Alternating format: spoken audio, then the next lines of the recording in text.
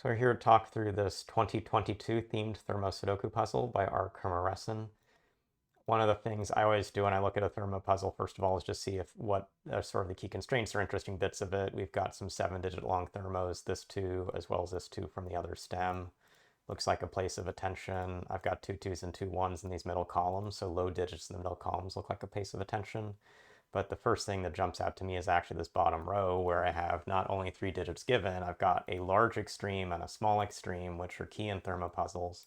And everything else is actually not a white cell, it's a thermo cell. So let's look at that. How are we going to get a digit like an 8 in this row? The only place an 8 can be is in this end. And a different way to actually work through this is to recognize at the start of the puzzle, a 7-digit thermo shape has 2 degrees of freedom. So we had normally annotated up like 1, 2, 3 in this cell, 2, 3, 4, 3, 4, 5. But because 1 is not in the grid, we lose the lower degree of freedom in the space. And because 5 is also in the row, we lose the upper degree of freedom. So 2, 3, 4 has to be over here, which means 8, 7, 6 is on the other side. So we quickly get those 6 digits to get us started. The rest of this 2 on the lower right side is going to be an increasing either or a chain of this, but there's already an 8 in the cell, so this might be a 9. We've got a fair amount of flexibility still coming down from the 6, but this will have to be, if this is a 5, this can be 4 or smaller, but 4 and 2 are in the space. This will have to be a 1 or a 3. Up at the top, we could have done some of the same markings. I'm not sure I always like doing all this double marking, but where this could be 1, 2, 3, 4, there's already 4 in that space, so that eliminates over. We still have 3, 4, 5, 4, 5, 6, 5, 6, 7, but there's a 6 below, 6, 7, 8, but there's a 7 below, and 7, 8, 9, but there's an 8 below as some of those notations.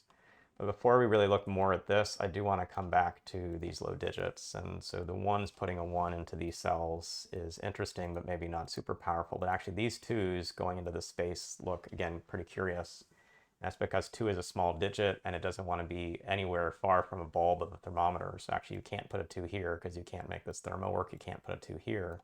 You have to put a 2 right in this top cell, and it also instantly forces a 1 in doing so, which is going to give us a 3 over here, which will help us out, or 5, 5, 6. It actually forces 7, 8, 9 now. And this 1 will also help us over on the right side of the grid to get some more 1s. So this 1 and this 1 mean there are only now 2 cells left for a 1 in this right side box, but we can't put a 1 in the middle of the thermometer shape. So 1 is here, 1 is here. We're going to get to where 1 is in one of these cells. And it looks like a 1 is in one of these cells, and it's not, there's not a 3 there. So some good progress. Key thing that I'm seeing is I've actually filled in a lot of the left side of this 4th row. So I'm going to look at all the information over here and see like what's going to be tricky to place in the space. Digit 6 is the first thing I'm noticing in doing that. It can't be in these cells, and a 6 is right above here. So I have a 6 that must instantly go in this cell. 2 6s are going to put another 6 down here. So this is a 1 6 pair. It's not a, there's no option for a 3 in the cell. So this must be the 1 for the thermometer to work. This must be a 6 down below. That puts in a 1 here, puts in a 1 here, which quickly forces this 2.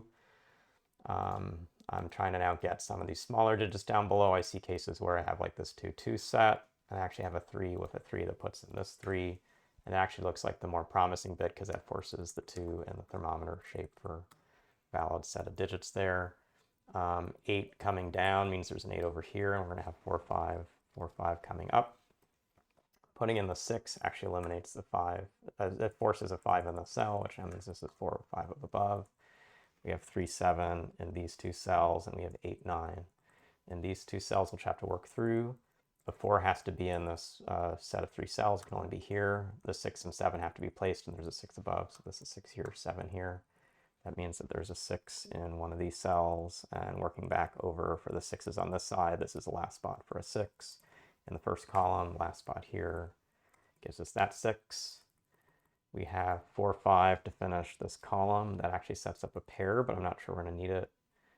We have 8 coming up. What's left in the space? This is a single. The stage of the grid must be a 9. Got a 4 5 pair here as well.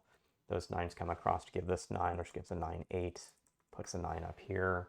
We have an 8 that's going to have to be in this 8th column at the top, has to be at the end of a thermo shape. That's going to come over here and give an 8 here and a 9 above. Last cell here is a 5, puts in a 4, puts in a 5, puts in a 4. That 5 is going to track back over to the right side of the grid.